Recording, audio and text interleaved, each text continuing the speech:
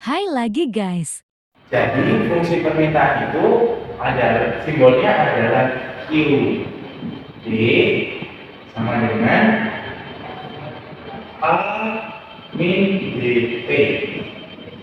Lalu rumusnya adalah P min P1 sama dengan P2 min P1 per I2 dan I min I1, lalu dikali dalam kurung I min I1. Nah, seperti ini. Lalu P-nya itu adalah harga barang. Dan di sini ada P1 dan P2. P1 ini adalah harga barang semula, lalu P2-nya ini adalah harga barang berikutnya. Sedangkan Q itu adalah jumlah barang, entah jumlah barang yang diterima atau ditawarkan. Nah, di sini ada Q1 dan Q2. Q1-nya itu adalah jumlah barang semula atau yang pertama, sedangkan Q2-nya ini adalah jumlah barang berikutnya atau setelah Q1. Nah, kita langsung ke contoh soal. Saat buku seharga 4, permintaannya sebanyak 2, kemudian harganya turun menjadi 2, dan permintaannya naik menjadi 6. Tentukan fungsi permintaannya.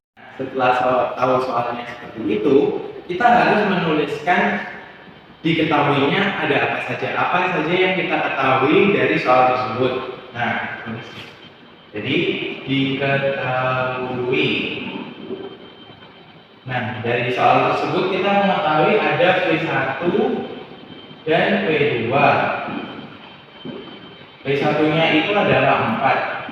P1 tadi itu adalah harga barang semula, kan adanya harga barang semulanya adalah 4. Lalu harganya jadi turun dan menjadi 2. Jadi P2-nya adalah 2. Kemudian Q1-nya adalah 2 dan Q2-nya adalah 6. Kenapa? Karena tadi kan permintaan barangnya itu 2 awalnya, lalu setelah harganya turun, permintaannya malah naik menjadi 6. Nah, setelah menulis apa saja yang kita ketahui dari soalnya, kita menulis rumusnya.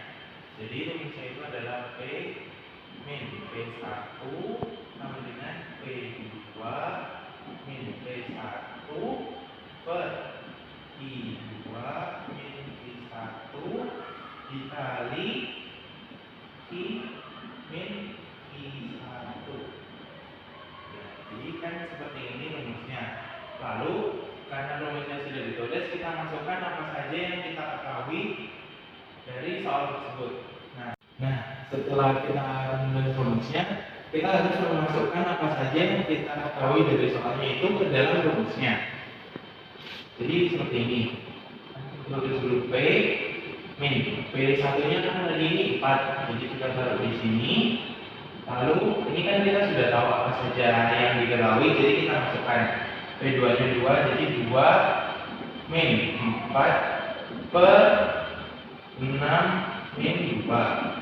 Lalu ini tetap, dan kita masukkan Q1-nya yaitu 2. Lalu setelah itu yang harus dihitung pertama kali adalah yang pecahan ini. Nah, setelah kita memasukkan ini, hal pertama yang harus dihitung adalah yang pecahan ini. Jadi yang P min 4 ini tetap kita turunkan aja ke bawah. P min 4 sama dengan, nah ini kan 2 dikurangi 4, hasilnya kan min 2. Min 2 per 6 dikurangi 2, 4. Jadi min 2 per 4, ininya tetap I min 2 sepenuh. Lalu kan ini bisa tetap, kita tetap di pecahannya, dan ini kan bisa disederhanakan. Jadi kita sederhanakan saja biar lebih gampang. Min 4 sama dengan, ini kan bisa disederhanakan dengan dibagi 2. Jadi ini itu min 1 per 2 ini 2. Nah, seperti ini. Nah, setelah kita mendapat hasil yang seperti ini, kita harus melanjutkannya karena ini belum selesai. Nah, jadi kuncinya itu adalah yang bawah ini dikali dengan yang sisi sebelah kiri. Lalu yang atas ini dikali dengan sisi yang sebelah kanan. Jadi seperti ini. 2 dikali P. Jadi ini di sini hasilnya 2P. Lalu 2 dikali min 4. Hasilnya min 8. Nah, lalu kita sama dengan. Jadi sama dengan ini fungsinya sebagai pembatas antara sisi sebelah kiri dengan sisi sebelah kanan. Lalu ini tadi yang bawah sudah dikali dengan yang sebelah kiri. Selanjutnya yang atas dikali dengan sebelah kanan. Jadi min 1 dikali Ki. Hasilnya itu min Ki. Lalu min 1 dikali min 2. Hasilnya itu plus 2. Lalu setelah mendapatkan hasil yang seperti ini, itu kita pindah-pindahkan supaya hasilnya itu lebih mudah untuk ditemukan. Jadi yang min Ki ini dipindahkan ke sebelah kiri. Karena dia ada di kanan, lalu dia dipindahkan ke sebelah kiri. Karena dia min itu kalau dipindah jadinya plus. Jadinya dia tulisnya di sini itu Ki aja. Lalu sama dengan tetap di sini. Nah, ini Ki-nya dipindah di sini. Kalau ini sudah ada sama dengan, duanya tetap turun ke sini. Jadi 2 tetap plus. Lalu kita pindahkan yang min 8. Karena dia min, kalau dipindah dia jadi plus. Jadi di sini plus 8. Setelah itu, setelah 8 nya dipindah, ini yang 2P juga dipindah. Karena dia di sini nilainya positif, kalau dipindah jadi negatif. Jadi min 2P. Lalu tinggal kita hitung I sama dengan 10 min 2P. Jadi fungsi permintaannya adalah Ki 10 kurang 2 Pi.